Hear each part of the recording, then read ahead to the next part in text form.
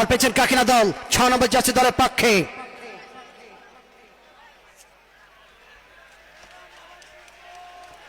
মধ্যমাঠ থেকে যোগান পাল্টা আক্রমণে ভটপাড়ি দল দুর্বল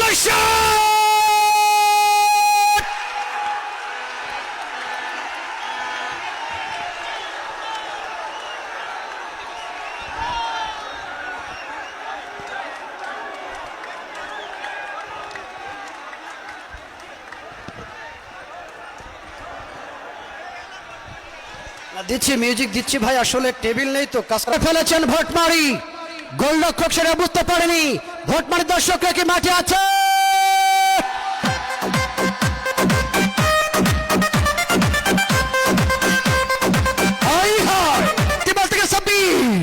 ও হলো না।